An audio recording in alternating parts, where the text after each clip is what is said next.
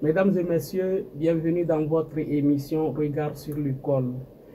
Nous parlons de l'école, nous voulons parler justement de l'éducation, qu'elle soit traditionnelle, qu'elle soit moderne, elle concerne toutes les couches sociales, elle concerne tout le monde. Parce que l'éducation est le socle d'une société, l'éducation est le socle d'un pays. Nous travaillons avec les acteurs de l'éducation, que ce soit les autorités politiques ou la société civile qui œuvrent pour le bien-être de nos enfants. Alors pour ce faire, nous avons l'honneur de recevoir sur ce plateau Monsieur Mohamed Dem. Il est le chargé de programme à l'ONG Open Mali, oui, pour une enfance noble. Comme vous le constatez, je ne suis pas seul sur ce plateau. Je suis avec notre sœur, Madame Traoré Salimata Diara, qui va animer cette émission avec moi aujourd'hui. Alors, Monsieur Dem, nous vous souhaitons la bienvenue. Merci. Merci de nous avoir honorés. Nous sommes très heureux. Et merci aussi pour tout ce que vous faites pour les enfants du Mali, pour les enfants d'Afrique. Comme vous le constatez, nous sommes deux aujourd'hui face à vous pour les enfants. Nous ne sommes pas face à vous pour faire du mal, nous sommes face à vous pour les enfants. Alors, vous avez vu notre sœur qui est là, qui va co-animer l'émission avec nous ici. Alors, chers téléspectateurs, nous sommes là aujourd'hui pour présenter l'ONG Open Mali. Les réponses que notre invité va fournir vont nous permettre de faire un état de lieu des interventions éducatives de l'ONG Open Mali et de faire émerger des pistes d'amélioration et de collaboration avec d'autres acteurs du secteur éducatif. Voilà en substance ce dont il s'agira dans cette émission que nous allons animer. Alors, nous vous demandons d'être là concentrés sur vos petits écrans pour ne rien manquer de ces échanges qui sortiront donc de ce débat. Alors, sœur Salimata, oui. Voilà notre invité qui est là. Oui. Bonsoir, monsieur. Merci. Bonsoir. Nous allons discuter avec lui pour permettre à nos téléspectateurs de mieux connaître l'ONG, connaître ses missions, connaître ses objectifs, les perspectives d'avenir et ce qu'ils ont déjà fait sur le terrain en termes d'amélioration de la qualité de l'enseignement au Mali. Alors, le premier volet de ce débat concerne la mission et les objectifs. Donc, nous allons laisser notre consoeur Salimata et poser la question à notre invité, sinon les questions à notre invité. Monsieur Dem, quelle est la mission principale de l'ONG Open Mali dans le domaine de l'éducation scolaire? Merci bien. Avant de tout commencer, donc, je souhaiterais au moins dire bonsoir et bonjour à toutes les personnes qui nous suivent à travers la télé web. Tout d'abord, moi je suis Mohamed Dem, je suis le chargé de programme de l'ONG Oui pour une enfance noble, en abrégé Open Mali. Pour rapidement vous répondre, Open Mali a pour mission de venir en aide aux personnes en situation difficile, victimes de pauvreté, de conflits, de changements climatiques ou de catastrophes naturelles, en leur apportant toute assistance nécessaire afin qu'ils puissent vivre dans la dignité. Très bien. Donc, à vous comprendre, votre rôle ne se limite pas seulement à l'école, à l'éducation. Bon, globalement, Open, comme toute autre ONG à la base, ça a été créé pour venir en aide aux enfants en situation difficile, notamment les enfants qui n'ont pas assez de moyens pour pouvoir s'inscrire à l'école. Mais avec le temps, Open s'est évolué aussi vers d'autres domaines d'intervention, à savoir vers la gouvernance, vers je veux dire, le changement climatique, vers la sécurité alimentaire, vers la nutrition, vers la santé, ainsi de suite.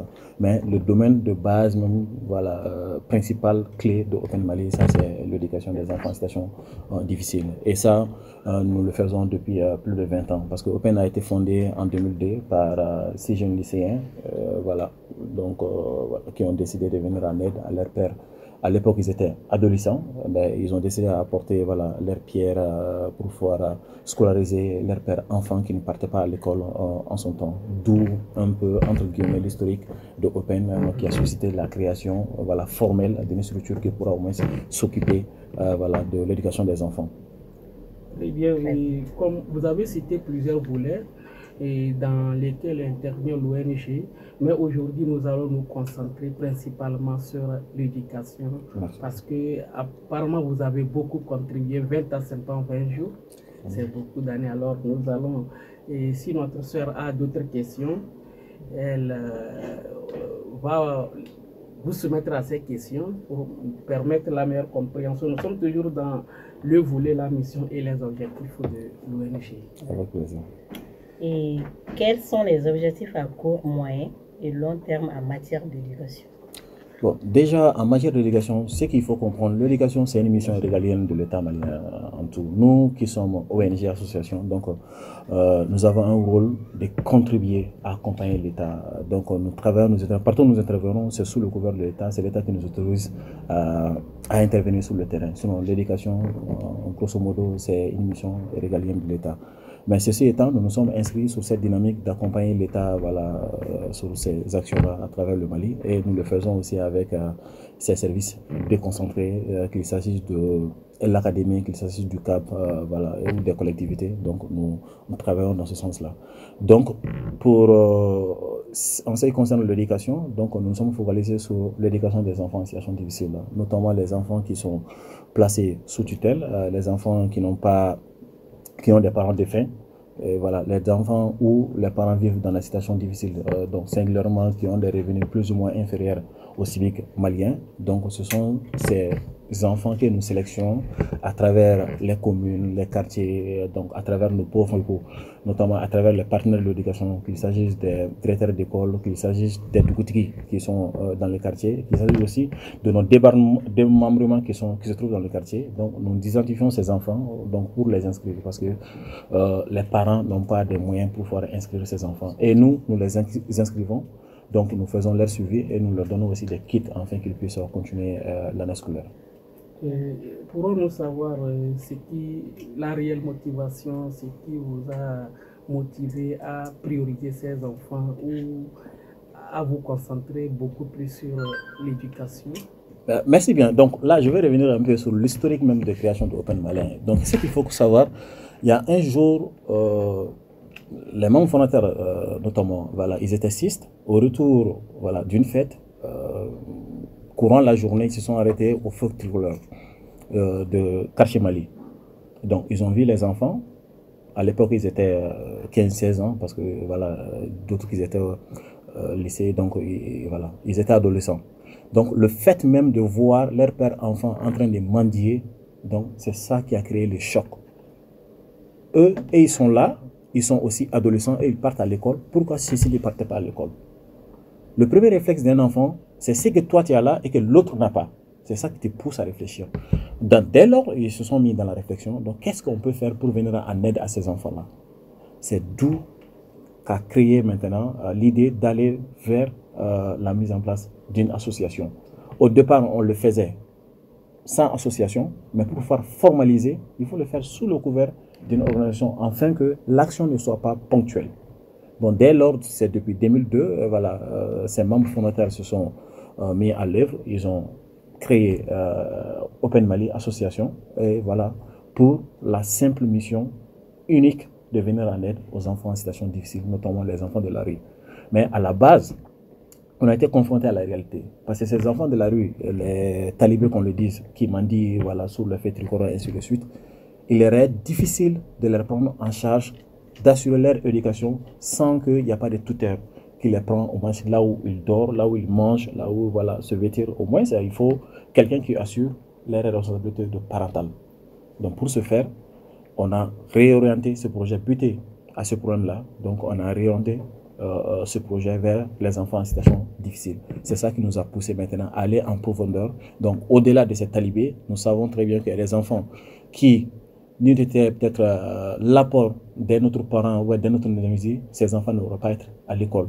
Donc, il y a des familles où peut-être la charge est beaucoup plus élevée pour le seul chef de famille pour pouvoir inscrire tous les enfants à l'école. Il y a des endroits comme, voilà, nous sommes au Mali, hein, voilà, il y a des enfants qui sont récupérés ça et là, donc tous sont confiés peut-être soit au chef de quartier, ça existe dans la commune. Il y a des parents aussi pour faute de moyens, parce que déjà les revenus sont très bas et voilà, ils n'arrivent pas à assurer à inscrire les enfants à l'école. Donc, le programme a été mis en place pour pouvoir identifier ces enfants à travers le quartier, pas même dans les communes, on rentre même dans les quartiers. Donc, identifier ces enfants selon notre portefeuille, donc enfin de les inscrire à l'école. Donc, c'est ça d'abord qui a été l'idée première de la mise en place de Open Mali. Donc, pour l'inscription des enfants et la réinscription des enfants en les donnant des kits, en faire leur suivi. Mais au fur et à mesure que l'association grandit, les jeunes aussi prennent de l'âge de l'école, les besoins aussi augmentent. Donc, l'association a évolué avec ses membres. D'adolescents à jeunes, maintenant c'est des responsables qui travaillent. Donc forcément les besoins changent et au fur et à mesure nous avons élargi, agrandir le domaine d'intervention. Mais aujourd'hui nous allons nous focaliser uniquement que sur l'éducation. Très bien. Et le choc qui crée des jeunes adolescents à l'action. Nous allons justement parler de ces actions sur le terrain. Mais avant d'aller sur ce deuxième volet qui est les actions concrètes sur le terrain, j'aimerais savoir, est-ce que votre domaine d'intervention, c'est sur la petite enfance? Nous savons aussi qu'il y a des universitaires, tout ça là, qui sont confrontés à de sérieux problèmes. Est-ce que vous donnez un coup de main de temps en temps aussi? Bon, naturellement oui, mais au départ, quand on crée le programme se limite uniquement fondamental 1 et fondamental 2, notamment de la première année jusqu'à la 9e année, qui est global de fondamental. Parce que déjà, ce sont le premier niveau qui causait problème.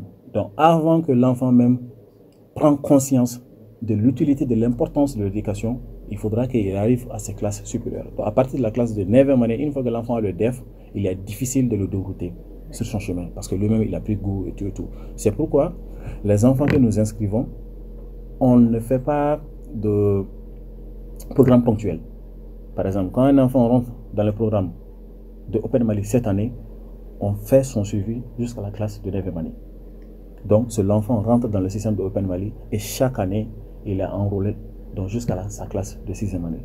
Donc, à partir de la 6e année, c'est là où peut-être on peut parler de la gratuité de l'éducation à 100%, parce que déjà, voilà, il n'y a pas autre frais. Même les fournitures scolaires sont données gratuitement, donc moyennant la masse de garantie, mais la masse de garantie peut aussi rembourser. Mais ça va trouver que l'enfant a pris conscience, voilà, donc il peut se défendre, se débrouiller, il a pris goût, tout. Mais avec le temps aussi, les enfants que nous avons inscrits, parce que je l'ai dit, ça a été créé en 2002, nous sommes en 2025. Les premiers enfants travaillent aujourd'hui, ceux qui ont bénéficié le projet depuis à son début. Donc avec le temps, nous avons essayé de multiplier aussi des partenariats avec d'autres universités privées, mais ce n'est pas notre focus. Parce que déjà, on est aussi identifié par d'autres partenaires qui voient l'impact de notre action sur le terrain, souvent qui nous offrent des bourses. Donc à travers ces bourses-là, on arrive à prendre quelques-uns parmi les meilleurs, entre guillemets. Mais voilà, pour les inscrire à l'université. Bon, ça c'est à long terme, mais pour le moment, le programme prend le fondamental 1 et 2. Vous avez touché certains aspects, nous allons certainement revenir. Vous avez parlé un peu de certains de vos partenaires, vous avez touché un peu, mais nous allons y revenir. Nous allons avec notre sœur Salimata, nous allons sur le deuxième volet de l'émission, de ce numéro, je vais dire, les actions concrètes sur le terrain. Oui, et quelle région ou localité du Mali bénéficient actuellement de vos projets éducatifs? Ok, super, merci bien pour cette question. Parce que à la base, Open a été créé en commune 5, notamment à Balabougou. De 2002 à nos jours, ça s'est étendu dans toutes les régions, excepté la région de Kidal, pour des raisons sécuritaires, au moment que nous voulons élargir le projet vers cette région. Donc au jour d'aujourd'hui, nous avons une couverture nationale.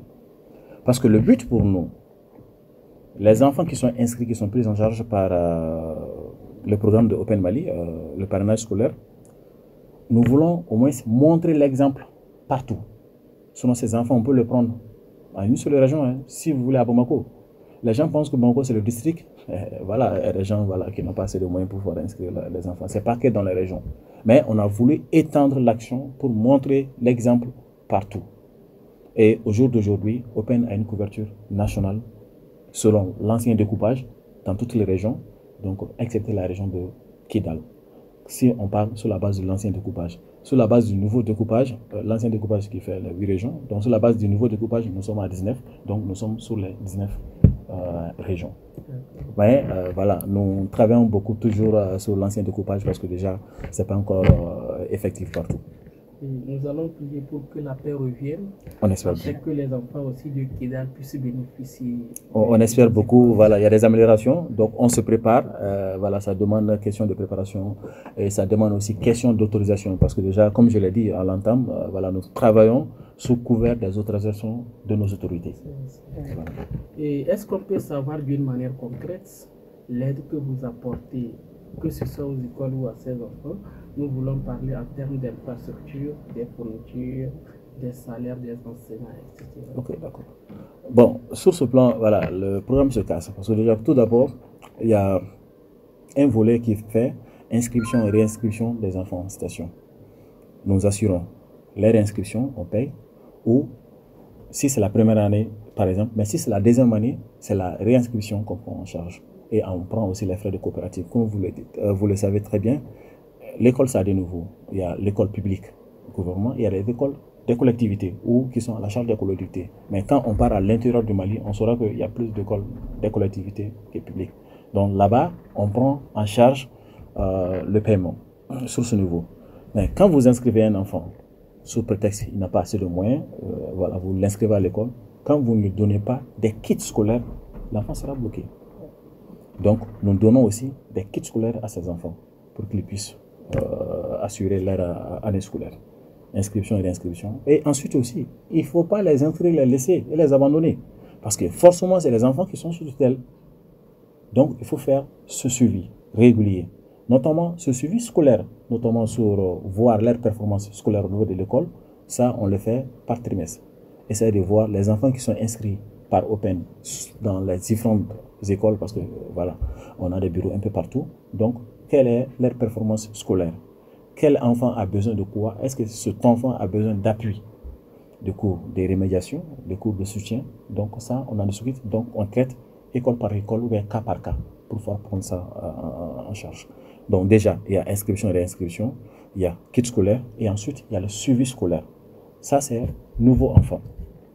Ensuite, nouveau école, il y a le volet matériel didactique. Donc, ça fait 20 ans que nous sommes dans le domaine. Donc, nous avons été confrontés à plusieurs réalités. Donc, il y a certaines écoles où les enseignants n'ont pas de matériel didactique, notamment ce qu'on appelle les règles, les équerres, le compas, et ainsi de suite. Donc, souvent les boîtes de craie. Donc, il faut une partie est prise en charge par la collectivité, mais souvent ça vient en retard. Et ça peut impacter l'apprentissage des enfants. Nous, en tant que partenaires, donc, nous essayons aussi, partout où nous intervenons, voilà, essayer de doter ces écoles-là en matériel didactique, que ce soit aussi souvent même informatique. Donc voilà, dans ces écoles.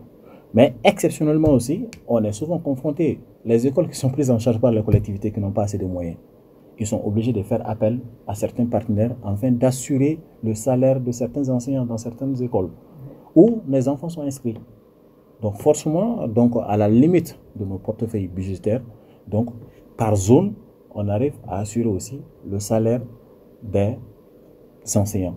Donc en appuyant les collectivités directement. Mais ce n'est pas nous qui payons, c'est les collectivités. Mais par contre, les collectivités passent par nous. Nous, on prend en charge afin que les enfants puissent aussi bénéficier voilà, d'une éducation de qualité. Donc ça, ce sont entre autres. Mais il y a le volet aussi infrastructure. Parce que déjà, face à l'insécurité, il y a pas mal d'écoles voilà, qui ont été formées et, du nord au centre, ainsi de suite. C'est ça, peut-être depuis 2012, ça a fait réfléchir tous les partenaires humanitaires aussi à changer d'approche. Parce que les enfants ne sont plus sur place. et l'école doit aller vers les enfants. Forcément là où ils se trouvent, notamment les camps de déplacés, voilà, là où les zones où il y a une relative sécurité. Donc là-bas, ça va créer des pléthores dans ces zones-là. Donc pour ce faire, on essaie d'envisager toujours des salles de classe, qu'on appelle dans notre jargon EAT, les espaces temporaires d'apprentissage, d'aménager ça pour qu'enfin ces enfants puissent aller à l'école au même titre que les autres enfants. Donc je pense qu'on est dans cette dynamique depuis plusieurs années déjà. Toujours, voilà, le programme, comme je le dis, c'est une mission régalienne de l'État. Nous, notre rôle, c'est d'accompagnement, toujours sous couvert, voilà, des académies, des AE dans les différentes communes où nous intervenons. Donc nous essayons de mettre en place des espaces temporaires d'apprentissage, donc afin que ces enfants puissent bénéficier, voilà, leur année scolaire qu'ils n'en perdent pas. Ça, c'est ce volet infrastructure. Je pense que ça englobe un peu la question. Peut-être, vous savez qu'on ne finit jamais de tout dire. Voilà. Puisque nous sommes là, peut-être dans d'autres émissions, on va venir sur des cas spécifiques. On espère, on espère. Pour que les gens puissent mieux comprendre ce que vous faites comme effort. On espère. Alors, Salmata, vous avez encore d'autres questions?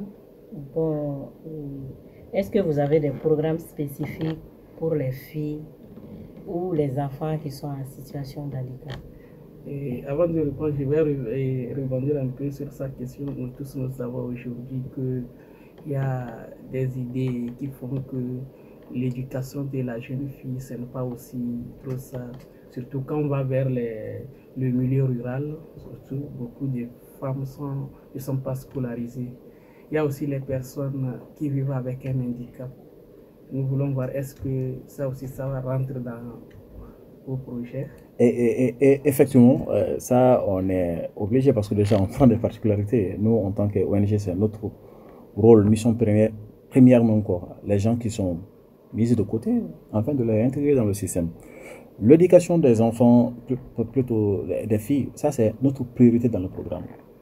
Ça, c'est l'aspect genre que nous intégrons dans tout ce que nous faisons comme appui. Même pas uniquement pour l'éducation, pour d'autres volets.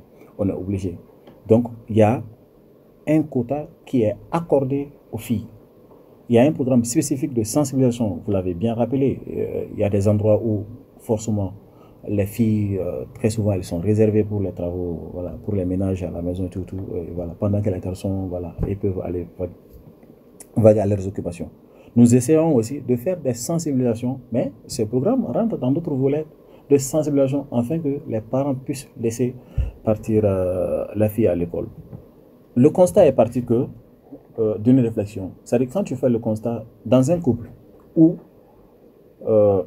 c'est la femme qui a été à l'école, ce couple a plus de chances que ses enfants aillent loin à l'école que dans un couple où c'est le mari uniquement qui a été à l'école.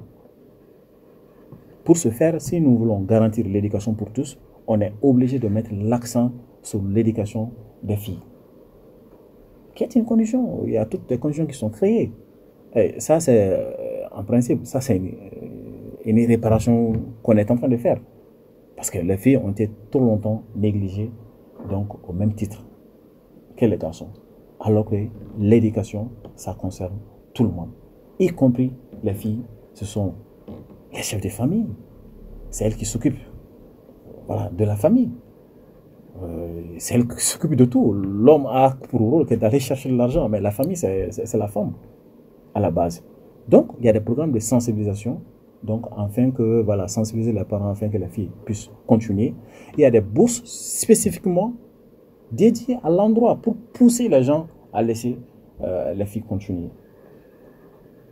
Donc, dans tous nos projets, dans tous nos programmes, l'aspect filles et les personnes en situation d'handicap sont prises en compte. C'est même une obligation pour nous de prendre ça. Donc, pour ce faire, voilà, dans tous nos projets, donc nous intégrons, voilà, les filles, nous accordons une place importante à l'éducation des filles et les personnes en situation d'handicap. Et en leur apportant tout appui spécifique dans ce sens, afin qu'ils puissent aussi étudier dignement. Comme on le dit, qui éduque une femme, éduque une nation. Merci beaucoup pour ces accompagnements, pour tous ces projets en faveur des filles et des personnes vivant avec un handicap. Et pour poursuivre, c'est un investissement que vous faites en réalité. C'est ça qu'on appelle investir dans l'humain. Et qui parle d'investissement attend un retour. Alors, est-ce que vous allez tout simplement scolariser ces enfants-là et les laisser comme ça? Quand nous voulons parler ici des enseignants, nous savons que dans beaucoup de zones, les enseignants n'ont pas accès à des formations, c'est très difficile. Certains sont allés, non pas parce qu'ils ont été formés pour être enseignants, mais parce qu'il y a le besoin. Il faut pallier à cela et ils sont dedans. Est-ce que vous avez des programmes de formation pour les enseignants? Si oui, quelles sont les disciplines, les matières que vous prenez en compte? Donc, en principe, voilà, je reviens toujours là, j'aime bien la phrase là. Nous avons ce rôle d'accompagner l'État. Selon l'éducation, c'est la mission régalienne de l'État. Les programmes sont définis par l'État, le système est défini et adapté par l'État. Nous travaillons beaucoup de concert avec l'État sur ce domaine. C'est pour ça qu'on ne pourra pas évoluer. Pour ce faire, le système est validé par l'État. Le programme est mis en œuvre par eux.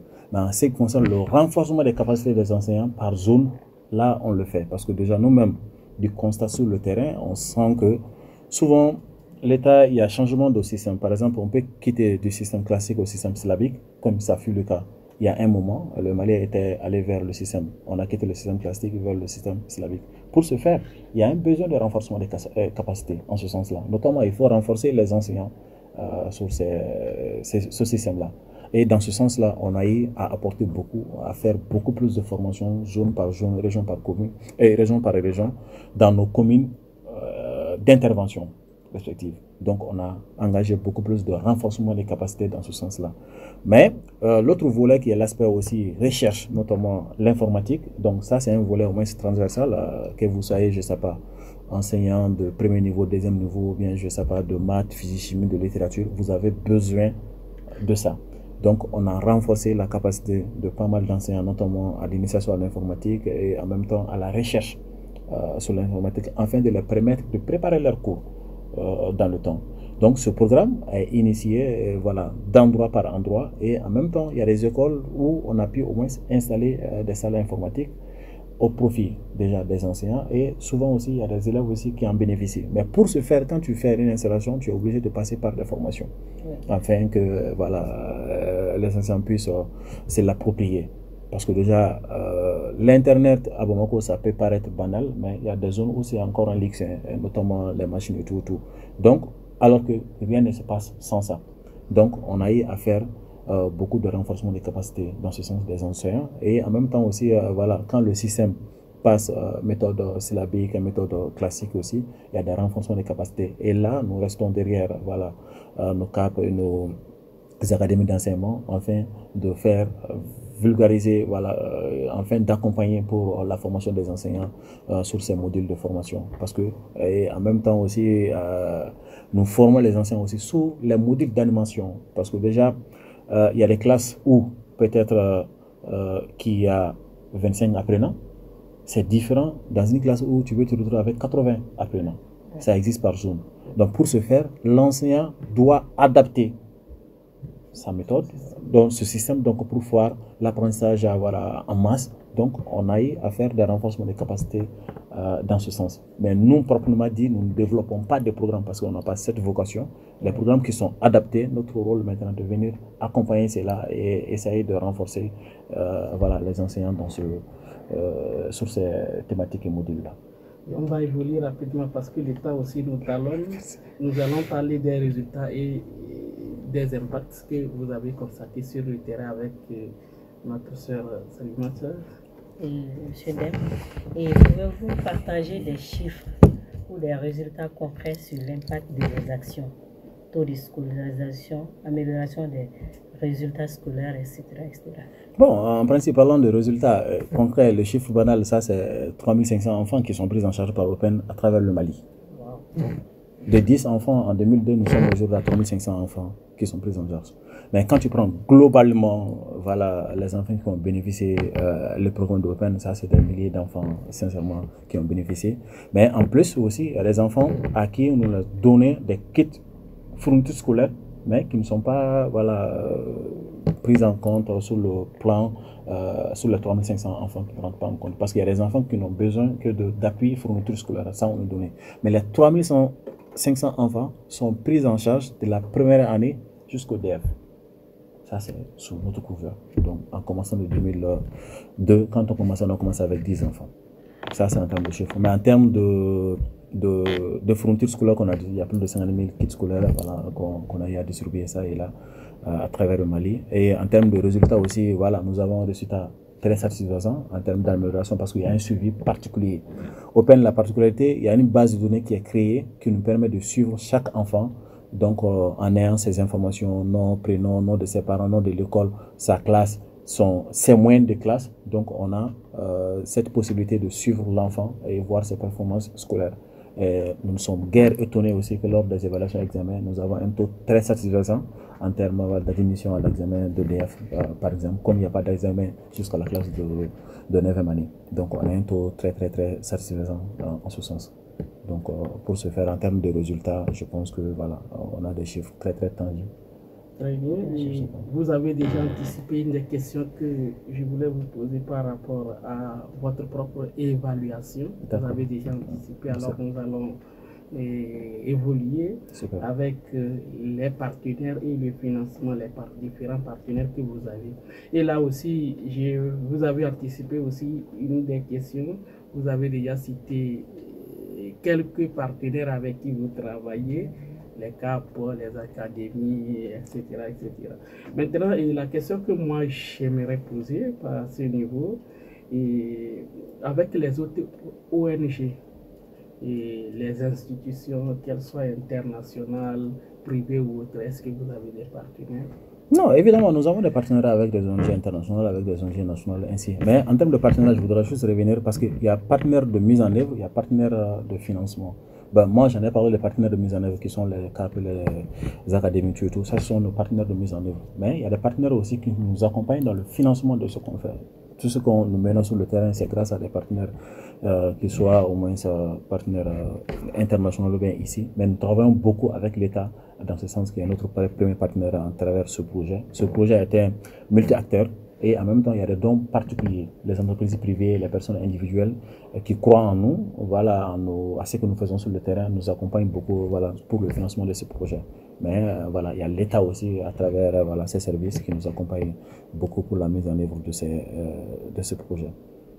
Nous allons rapidement sur les défis que vous rencontrez parce que l'éducation aussi, c'est des défis à relever. Alors nous allons nous tourner vers notre consoeur Salimata. Et Monsieur Dem, et quels sont les principaux obstacles que vous rencontrez dans la mise en œuvre de vos projets éducatifs? Bon, déjà, parlons d'obstacles, parce que déjà nous sommes aussi sur le terrain. On arrive à surmonter pas mal de défis, parce que déjà, il y a le cluster de l'éducation qui existe. Ce cluster est mis en place qui réunit l'ensemble des partenaires de l'éducation, l'ensemble des partenaires qui interviennent dans l'éducation au Mali. Qu'il s'agisse des Nations Unies, qu'il s'agisse des ONG nationales, qu'il s'agisse des ONG internationales, mais tout cela sous le couvert du ministère de l'Éducation. Donc ce cluster existe et mensuellement nous nous rencontrons donc pour faire l'état de l'éducation au Mali. La rencontre se tient chaque mercredi, premier mercredi du mois, donc au ministère même de l'Éducation. Donc ce qui fait que ça nous permet rapidement de partager les informations et essayer de faire face aux défis, donc s'il y a inondation et tout, ce qui fait ça. Mais maintenant, avec la nouvelle aussi posture de l'État qui nous exige, il y a des contraintes de financement sur le terrain. Donc ça, c'est compte tenu de la situation politique, de la situation que nous traversons, comme vous le savez tous aussi. Il y a ces contraintes qui sont là. Quand certains partenaires se retirent, donc ça rend souvent difficile vraiment la continuité de certains programmes. Ça, ce sont des choses qui nous impactent aussi. Et en même temps, en termes de rapportage, ce n'est plus annuel ni trimestriel. Maintenant, on a l'obligation d'envoyer des rapports mensuellement à l'État. Voilà, ce sont des charges supplémentaires. Donc, quand on n'a pas de personnel vraiment dédié à cela, que nous prenons en charge régulièrement, ce sont des charges supplémentaires pour faire face à ces obligations de l'État qui est venue. Ça. Mais sinon, sur le terrain, comme nous avons toujours à mieux coordonner avec nos partenaires de mise en œuvre, notamment les CAP, les académies, ainsi que les collectivités, parce que souvent, partout nous intervenons à leur demande. Et très souvent, c'est des communes où on a beaucoup plus d'ancrage, où il y a beaucoup plus de contacts. Donc, en 20 ans sur le terrain, forcément, voilà, il y aura toujours voilà, des entrées pour nous permettre de faciliter aussi la mise en œuvre des différents programmes. Et vous avez un appel à l'endroit de l'État? Bon, l'appel à l'endroit de l'État, globalement, c'est de continuer à la dynamique qui est enclenchée. Parce que déjà, sincèrement, sur le plan de l'éducation, nous avons un très bon cadre de coopération avec l'État à travers le ministère de l'Éducation, notamment avec le CLOSOR. Le CLOSOR englobe l'ensemble des partenaires. Personne n'échappe à ce CLOSOR-là si vous intervenez sur le terrain. Et nous avons ce très bon cadre qui existe, qui est dynamique, déjà qui nous permet de faire face à pas mal de choses, globalement. Nous allons, pour finir, puisqu'il nous reste quelques secondes, nous allons parler des perspectives, nous allons parler de l'avenir avec notre chère Salimata.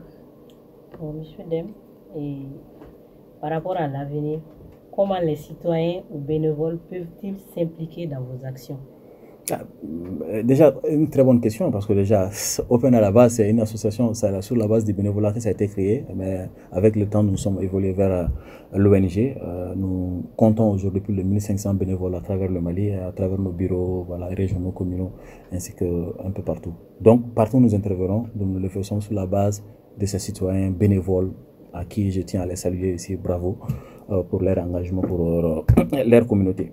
Donc, mais ceci étant, avec l'ONG, c'est plus facile voilà, de s'engager avec Open Mali. Il suffit juste d'adresser une demande formelle au directeur exécutif de l'ONG Open Mali. Et cette demande sera évaluée par le conseil d'administration et voilà, la demande sera acceptée. Et ensuite, vous allez continuer voilà, à servir les communautés. À la base, nous montrons cet exemple d'engagement de citoyenneté partout où nous passons. C'est pourquoi nous avons voulu élargir le programme un peu partout au Mali pour montrer cet exemple, afin que les jeunes puissent s'en inspirer et s'impliquer davantage pour le bon fonctionnement de leur communauté. Et avant de vous laisser partir, puisque nous avons épuisé notre temps, est-ce que vous avez des projets actuellement en cours ou bien... Bon, le projet, déjà à long terme, globalement, nous nous inscrivons dans la dynamique des objectifs de développement durable, ODD4. Il y a un volet qui concerne l'éducation, notamment qui demande voilà, à ce que tout le monde ait accès à une éducation de qualité et la possibilité voilà, de faire des formations tout au long de leur vie. Ça, c'est l'objectif des Nations Unies qui concerne l'éducation. Et le Mali s'est inscrit dans cette dynamique. Et nous, en tant que partenaires d'intervention, nous nous inscrivons tous à long terme d'ici à 2030, afin que tout le monde puisse avoir accès à une éducation de qualité. C'est un objectif, mais voilà, nous travaillons. Ça a été le cas pour les OMD. À la fin, il y a eu une évaluation. C'est ça qui a donné création voilà, aux EDD, maintenant par des objectifs de développement durable. Donc en 2030 aussi, nous allons faire cette évaluation, voir quels sont vraiment voilà, les manquements en ce sens, parce qu'on a été confronté à pas mal de défis en termes de sécurité, parce que ça a été adopté en 2015. Maintenant pour 2030, nous nous inscrivons dans cette dynamique, mais particulièrement pour Open aussi, le volet se concentre uniquement du fondamental 1 et 2, mais pourquoi pas aussi, on veut aussi développer ce partenariat avec les universités privées, afin que la plupart de nos enfants puissent aussi bénéficier des bourses au niveau universitaire, afin de bénéficier aussi voilà, d'une formation de qualité, afin qu'ils soient beaucoup plus compétitifs sur le marché de l'emploi. Donc ça, c'est le défi à long terme pour Open Mali. Nous vous disons un infini merci, et je sais que même si on nous donnait une éternité, on a encore toujours à dire. Nous, Madame Traoré Salimata Diarra et moi, ainsi que tous les téléspectateurs qui ont regardé ce numéro, vous disons infiniment merci. Oui, vous avez... Ah voilà, je veux juste terminer par ce dernier mot ici. Pas des derniers mots, vous savez, même dans la tombe, on a toujours quelque chose à dire. C'est ça. Pour quelqu'un qui est très bavard, je voudrais juste terminer par cette... de Nelson Mandela qui dit que l'éducation est l'arme la plus puissante pour faire changer le monde. Ça, c'est notre slogan phare et ça nous accompagne partout. Et je répète encore, l'éducation est l'arme la plus puissante pour faire changer le Mali. Je vous remercie. Merci bien. Et vous l'avez entendu, si vous voulez changer le monde, il faut éduquer. Et d'ailleurs, quelqu'un disait que tant vaut l'éducation, tant vaut la nation. Nous voulons des sociétés fortes, nous voulons des nations fortes. Nous ne pouvons pas les bâtir sans éducation. Vous avez écouté ici notre invité, M. Mohamed Dem, qui est le chargé du programme pour l'ONG Open Mali, qui signifie Open Mali, c'est oui pour une enfance noble. Nous voulons des enfants nobles aussi, voilà. Donc, c'est l'occasion pour nous d'inviter tous les partenaires, partout où ils se trouvent, à donner la main, à tendre la main à l'ONG Open Mali, afin que chacun de nous, d'une manière ou d'une autre, puisse contribuer à faire rayonner ce pays, à le faire rayonner à travers l'éducation, à travers des programmes de suivi. Et ainsi, nous tous, nous allons peut-être, dans un proche avenir, voir notre pays s'hisser au rang aussi de ces nations que nous envions. Vous savez, il n'y a pas de miracle. Le miracle, c'est l'éducation. Nous aimerions rester très longtemps avec vous. Malheureusement, le temps est fini. Nous allons devoir nous séparer de vous dans l'espoir de nous retrouver très prochainement pour un autre numéro. Portez-vous bien.